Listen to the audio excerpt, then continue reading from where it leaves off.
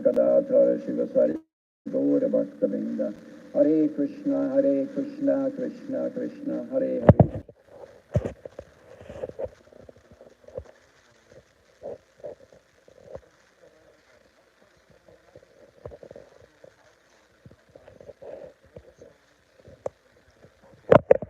Yes, in our homes, just to support his devotees.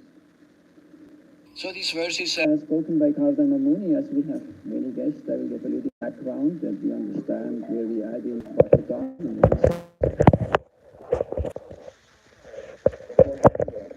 and his living beings. And he asked his sons to actually go out there and actually have progeny so that the universe would be populated. And he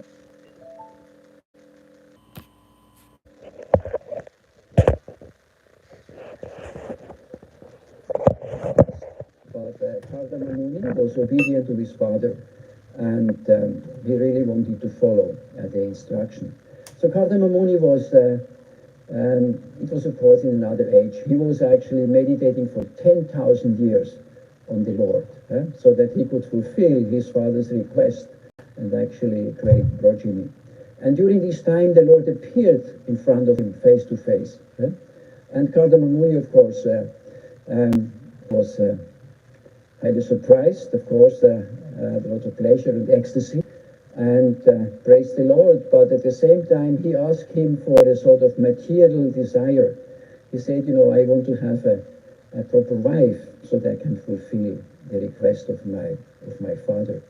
And the Lord, of course, blessed him that he would get a proper wife, and he also let him know that later on he will be his son. The Lord will appear as his son.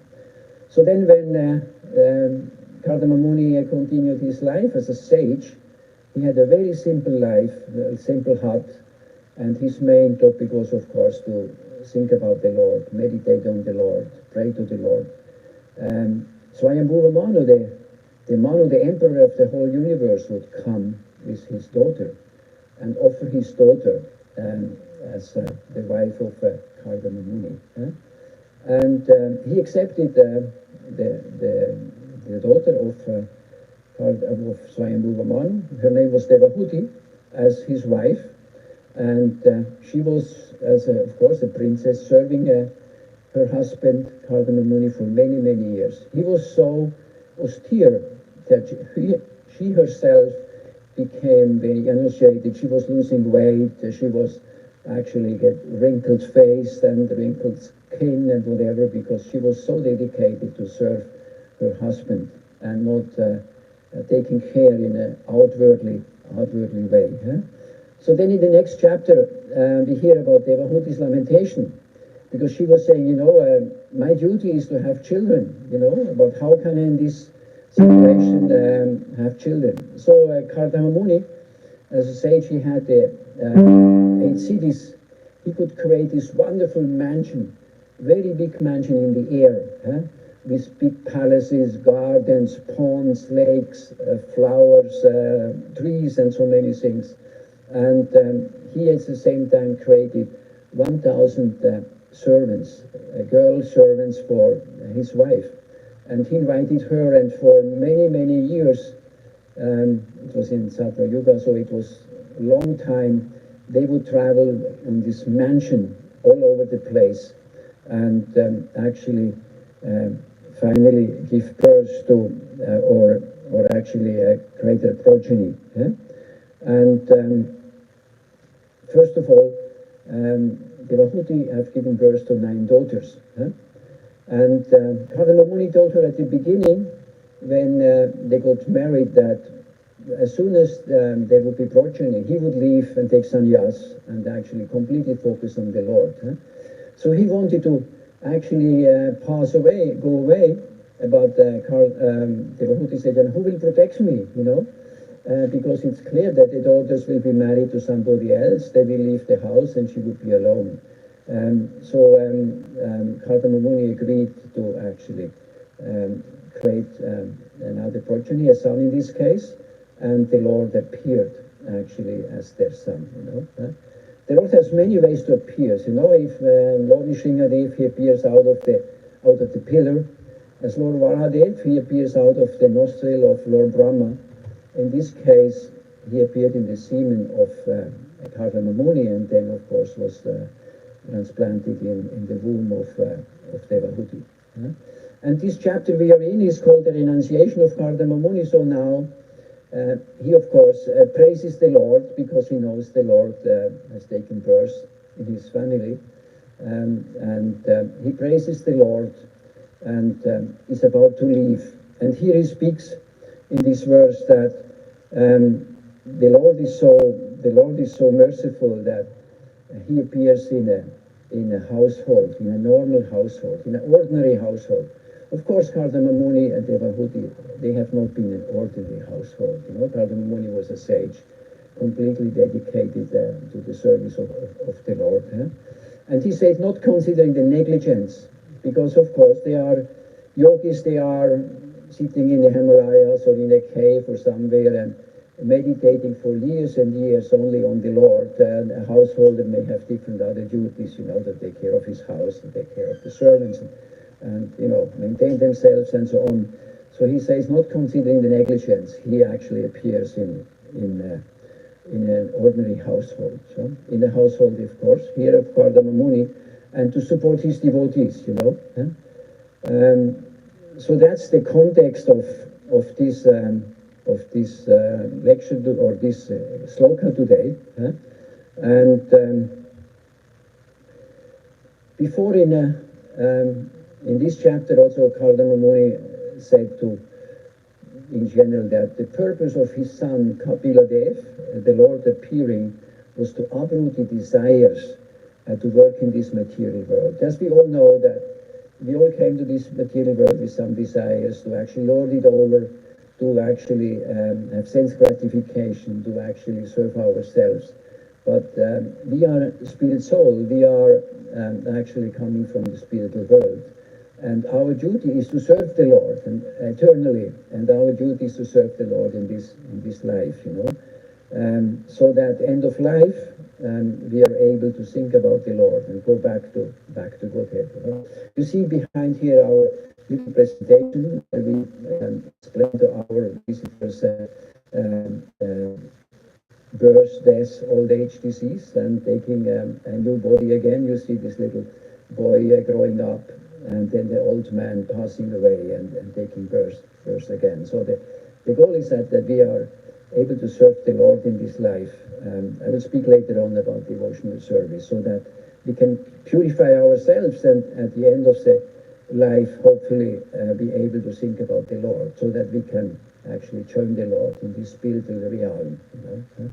I talk to our Western visitors and say, you know, if you think when you leave the body about a husband, a wife, a house, a mortgage, and a car, you will have in your next life a husband, a wife, a house, a mortgage, and a car. You know, but our goal would be that we can sing about God. You know. So in the purport, Srila Prabhupada is glorifying, of course, the devotees, and he's glorifying devotional service. Srila Prabhupada says that the Lord appears in the household without the material yoga practice. Yoga is so prominent nowadays, but yoga is just physical postures, you know, without really understanding the meaning of yoga. The meaning of yoga is to reconnect to the Supreme Lord, you know. Here in this case, of course, of Kardama Muni, you know, he was so dedicated to the Lord, you know, to serve always to the Lord. And Srila Prabhupada said that devotional service is so easy. He says it for us is not always easy, because we know our mind is constantly telling us something different, you know. How can you enjoy this, and how can you do that, and whatever. So our mind is, in Bhagavad Gita, as it said, is the best friend or the worst enemy. As long as we don't control the mind, he tries us to pull away from whatever we are actually trying to do, you know. And of course, Srila Prabhupada is glorifying devotional service. It's so powerful. He says that it surpasses all other methods of transcendental realization. So specifically he speaks about the yogis who focus always on the Lord, many times on noneness, huh? And so for them, it's very difficult to actually make progress. And we just heard on Sunday in another class, for thousands of births and births, these yogis are trying to meditate. And finally, they come to the level that they meditate on the Lord and actually also do some devotional service. And also the jnanis who only are looking for knowledge. Huh? But with knowledge only, the Lord is not attracted. The Lord is attracted by devotional service. And Srila Prabhupada says then the Lord lives where his pure devotees are always chanting and glorifying him. The Christians say the same. When 2 or 3 of the followers are together, I'm among them. And in our faith, of course, we say the same. When we sing about the Lord, when we are together, we associate and speak about the Lord. The Lord is present within us. Huh? And Srila Prabhupada speaks about Bhakta Vatsala. Bhakta Vatsala means the Lord is very, what is the right word to say, very favorable to the devotees. Huh? He says in Bhagavad Gita, I'm neutral to everybody, but the ones who serve me, I'm very favorable to them. So he's not differentiating between all the people out there, but if somebody is serving him, he's specially dedicated to him. And Srila Prabhupada said, it's not the Jnani Vatsala.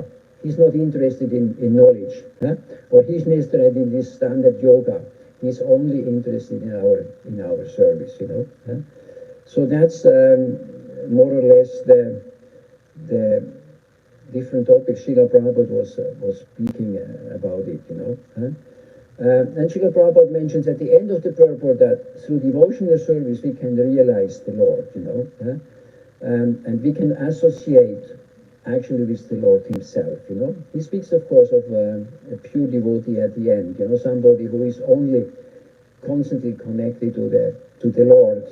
And everything for him is just service to the Lord, Huh? So we have one book in our tradition written by Rupa Goswami. It's called The Nectar of Devotion. Huh? So it's all about devotion. It's about devotional service. And he actually speaks about the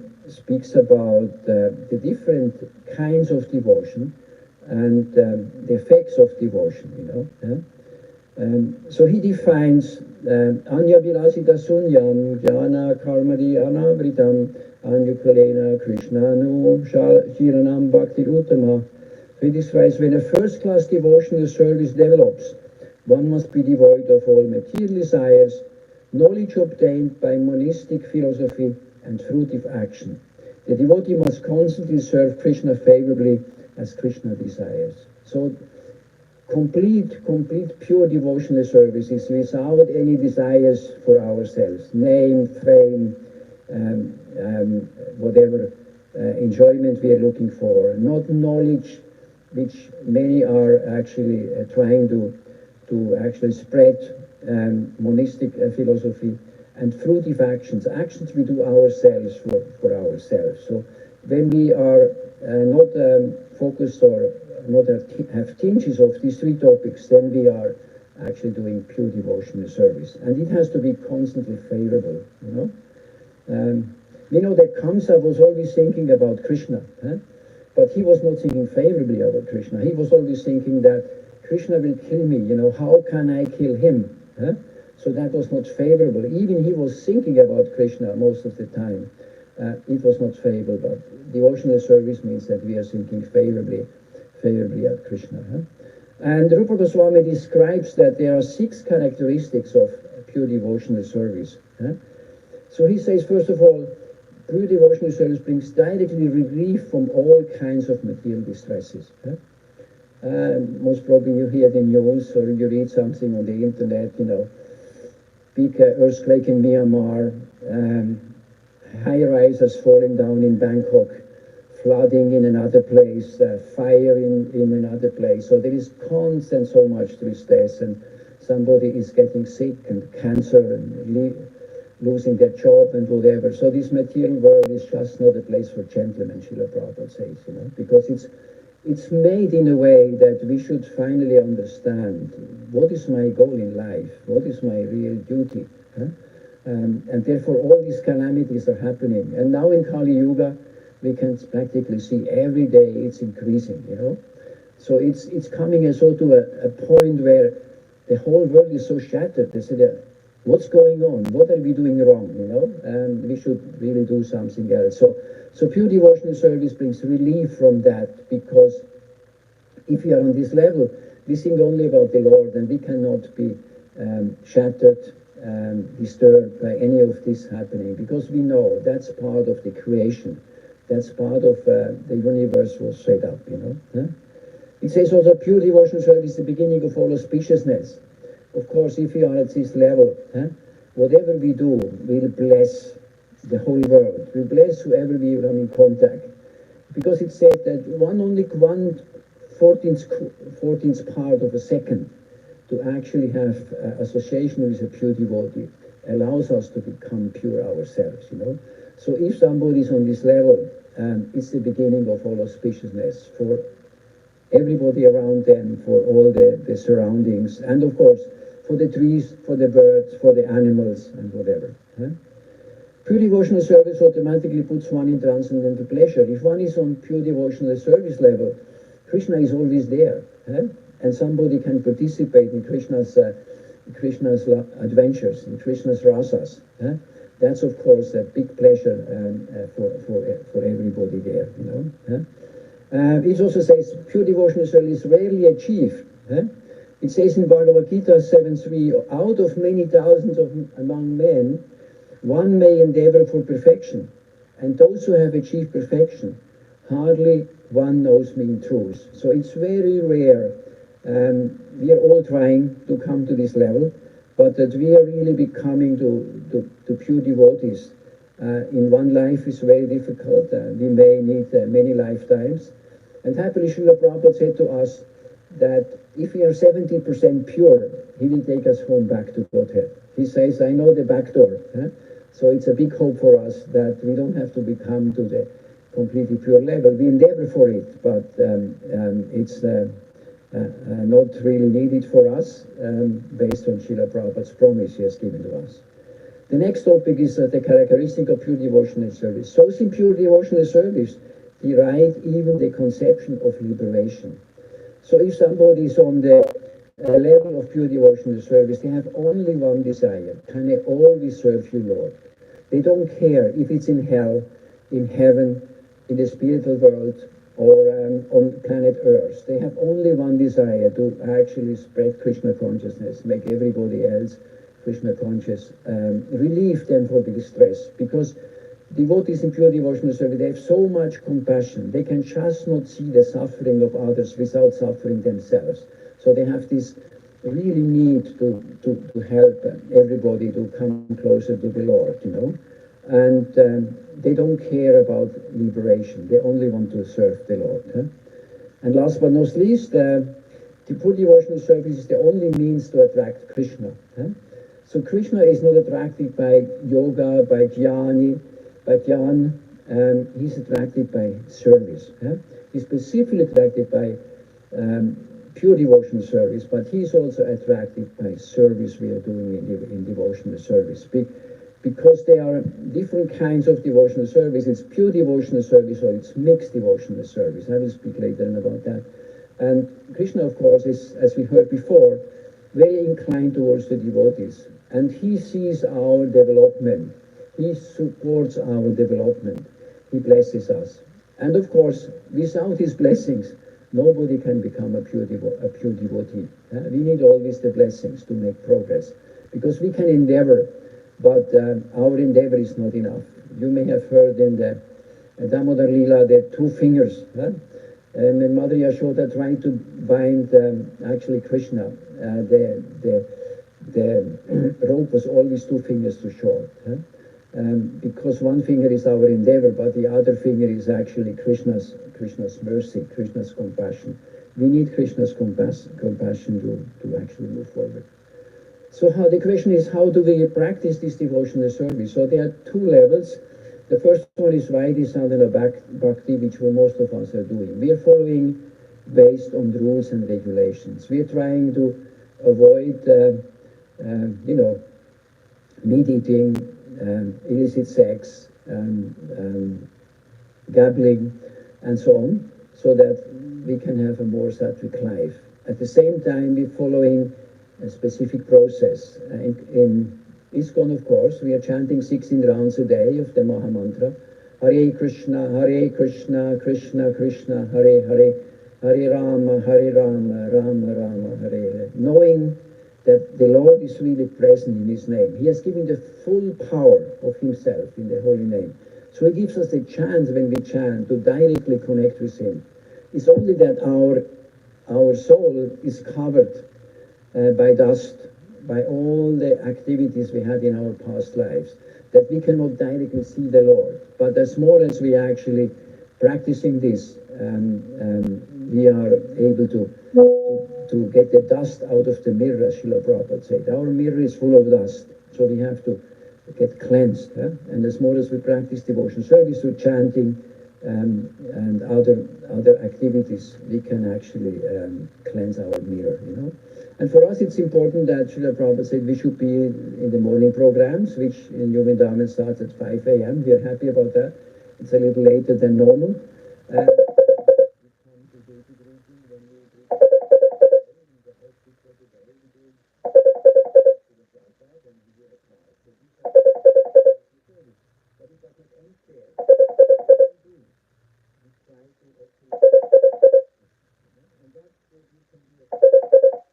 The mother who is maybe cooking or taking care of the children, the father who is going out and working to maintain the family, we can offer everything to Krishna. So that's devotional service. It's not just reading spiritual books. It's not about chanting only. It's every activity. And that's the level of pure devotional service. If somebody can do everything, just thinking about Krishna only as the service, then it's on the level of pure devotional service. So most of us, we do it out of a sense of duty, because Srila Prabhupada asked us to do, our Guru Maharaj asked us to do. So we understand it's the process. It's not always easy to be steady and to be focused, but Krishna sees our endeavor, and then he helps us to come closer to him. The next level is Raganuga Bhakti. Raganuga Bhakti is then we have a spontaneous attraction to actually chant, a spontaneous attraction to serve, a spontaneous attraction to make a garland for the Lord, to actually address the Lord, the spontaneous attraction to cook for the Lord, to make an offering to the Lord. So that's the higher level.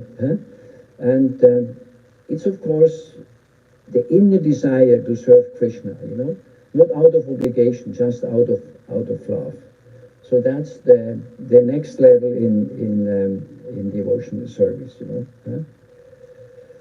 So it's the pure devotional service, free from any tinges of material desires, or in this case, it's the devotional service out of practice, of duty, of rules and regulations, which brings us then to another level. And myself and many of us maybe do mixed bhakti, mixed devotion service, because we have our desires, we want to still enjoy, we are looking for name and fame.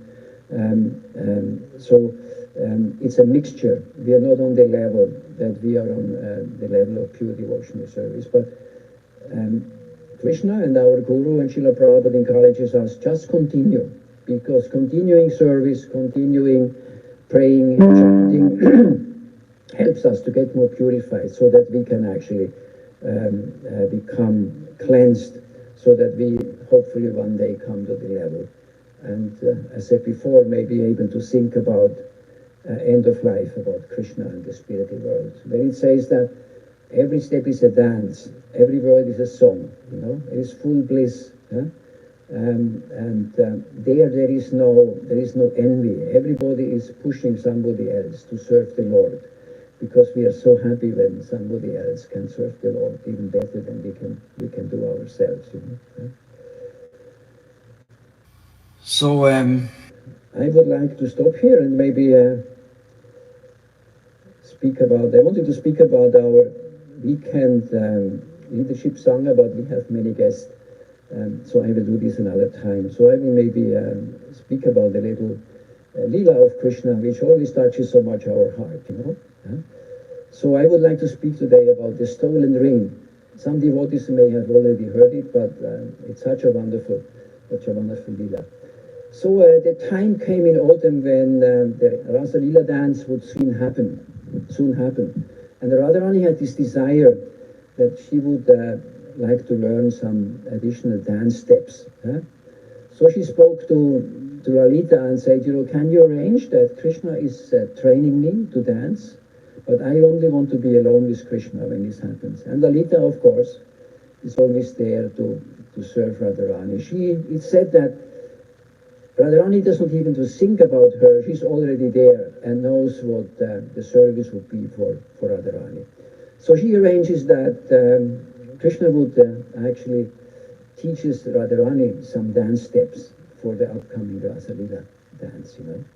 And so this happening is all arranged, and Radharani and Krishna are together, and he trains her in additional dance steps, you know. And of course, both of them were really happy to spend time together.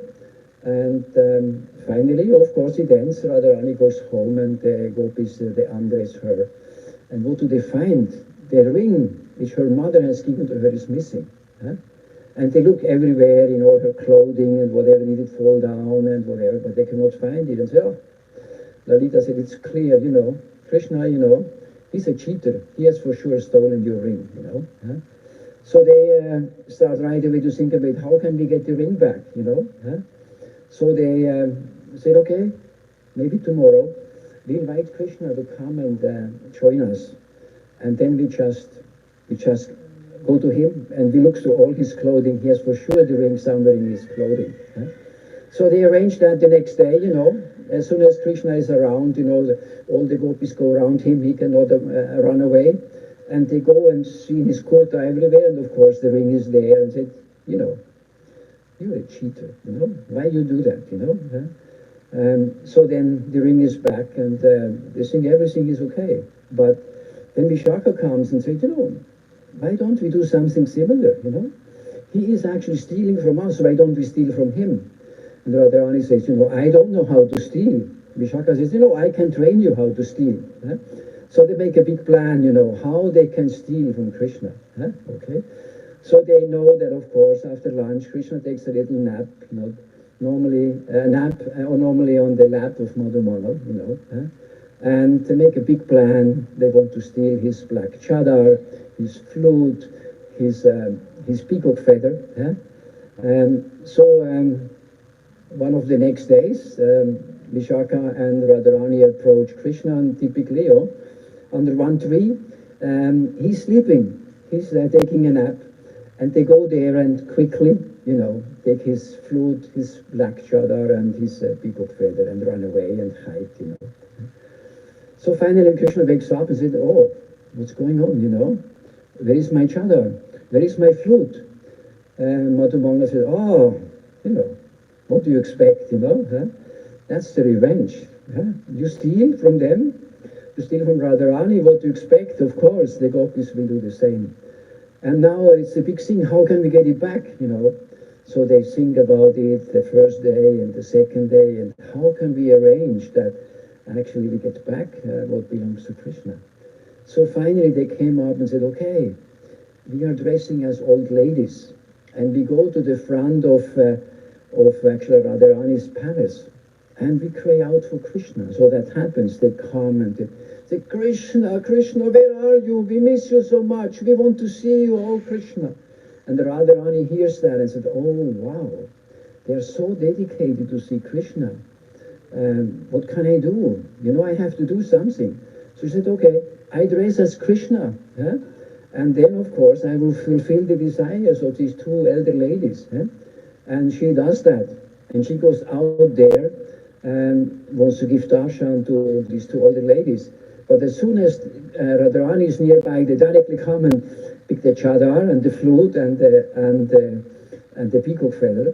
And of course, they undress themselves and they understand it's Madhumangal and Krishna who got back all the stolen items Radharani and Vishaka have been taking from Krishna. So that's our little Leela today.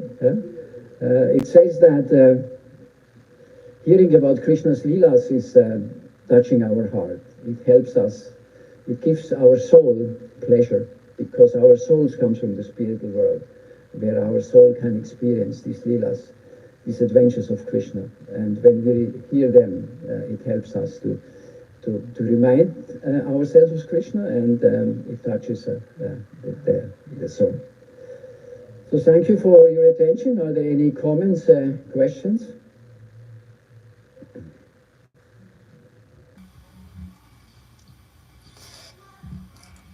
Thank you very much for class. Cardamom is expressing in the verse in the beginning, I forget the word being used, it's not on the screen, but basically a householder is preoccupied with other things and not focusing so much on the purpose of life, like the yogis are. They're spending their time concentrating and meditating on the Supreme. And I was thinking of the word careless, from my own personal experiences also. Can you say the word again? Careless, being careless. Careless, yeah. Mm-hmm. You know, and of course the word implies lack of care. So I was wondering if you could speak a little bit about what it means as a devotee, because in spite of all the information that we have, all the facilities we have to progress in spiritual life, sometimes it's at the expense of living in the moment and being careful, being attentive. With Krishna's Property, and Krishna's devotees. So how to become more careful? How can I be more careful? Thank you for the question. You know, in the verse itself, it speaks about helanam, negligence. Huh? So carelessness and negligence is quite close together, you know. Okay. And you know, I spoke about the mind before. You know, the main topic is our consciousness. You know, huh? Where are we in our consciousness? You know, are we mainly influenced by the mode of passion, by sattva guna, by goodness, or by ignorance? You know, huh? And we are normally in a mixture. It's not pure goodness, it's not pure ignorance, it's not pure passion. Huh? But these modes, they highly influence our consciousness. Huh? Our goal is, of course, to a sattvic life, to, as I said before, following the four regulative principles, to chanting, to service, to create a consciousness which brings us to another level. Huh? But based on the modes we have, we are actually influenced, our consciousness is influenced. That means I'm at Mangalarti, in the middle of Mangalarti, I think about something else I may have read yesterday in the newspaper. Huh? That's typical a topic of negligence, of carelessness, you know, because I'm there in the morning to glorify the Lord, huh?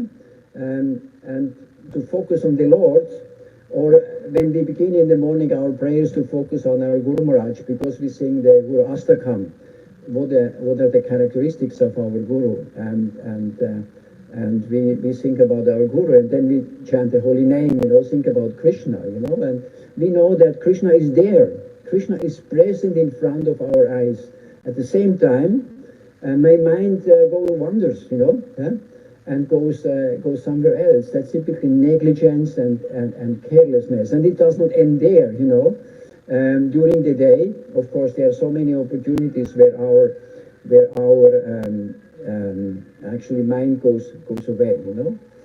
And for the ones who are practicing it every day, you may see that what you do the day before, and it's not really supporting your devotional service, your focus on Krishna, comes back the next Mangalarti. Or when you chant before Mangalarti, it comes back in the chanting. It just comes back. It shows us what, of course, our scriptures and our gurus and Srila Prabhupada tells us, we should focus as much as possible on the Lord, on Krishna. Huh? If we focus that, then we are on the right consciousness. Let's say we are on Netflix the night before. Naturally, when we next day we practice devotional service, the Netflix topic comes up. Huh? It has to be cleansed away. Huh? So we are actually pulling ourselves back. Instead of going forward, So the Netflix event, we are pulling us back because the next day, instead of getting cleansed from our previous lives, we have to be cleansed from our action we have done the day before. So that's also carelessness.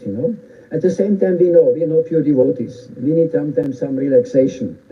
We had some experience during the day. Some bad things happened. We just need to get something out of our mind. So that's normally what we do. We want to avoid something, and therefore we go for sense gratification. But the avoid itself is still there, but we just try to overcome it through sense gratification. And sooner or later we have to deal with the subject. But naturally our mind is pulling us in this way. Okay, I need now an ice cream, because it has happened to me. Okay, let me enjoy something, so that I can a little bit overcome and flatten this. But the real topic would be, okay, accept that what happened and understand, okay, I have to learn something. Krishna is giving me a push here. What should I have learned? What can I understand that this is happening? How do I put this in the context, And so that's negligence and carelessness at the same time. Of course, then we have the topics that you may have heard. The temple cars are always damaged, because the devotees, myself too, we are just not so conscious. And because it's not my personal topic and the devotees' topic, we are not as careful as we are normally with our personal things. So therefore, we always have a lot of maintenance to do on our cars. It's again carelessness. It's not focused. It's negligence. So the only hope for us is to actually continue practicing devotional service, so that we are becoming cleansed and we are coming to another level of consciousness. And as we are taught, we should do what is favorable to Krishna consciousness and avoid what is unfavorable. So even if we do things which are unfavorable, we should try to reduce the unfavorable topics over time. As we know, the devotees, when they join, they may smoke, and over time they naturally give up smoking. Others may have other habits, and they give up. But it should be a conscious focus, a conscious focus. So I'm preaching here to myself. If something happens to me, I need an ice cream. That's my way to overcome it. And I know it's just avoiding to face the topic, to get some relief in the mind. But the topic will be really focus and understand. Okay, what do I learn here? How can I improve? How can I avoid this next time? How can I be more mindful? Mindfulness is such a big topic nowadays in the world. How can we be mindful? And the solution at the end is that we control our mind. But Arjuna said, to controlling the mind is more difficult than to control the wind, because the mind is so difficult. It constantly tries to avoid us. And also, when we chant or speak about Mangalarti, he tries to pull us away, or when we chant, he tries to, what do we have to do today?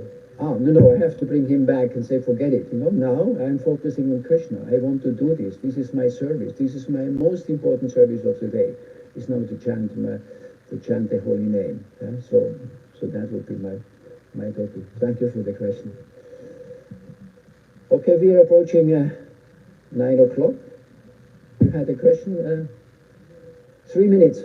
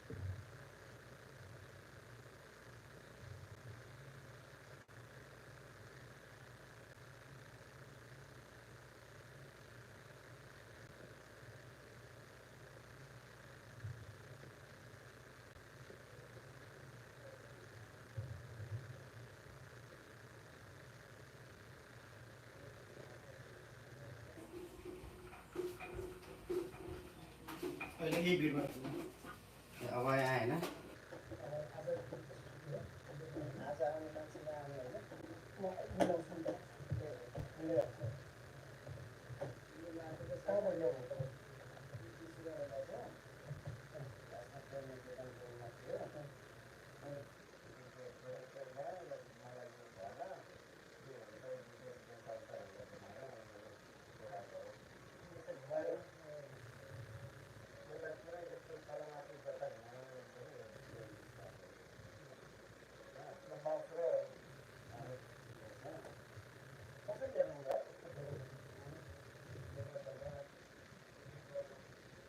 Forma también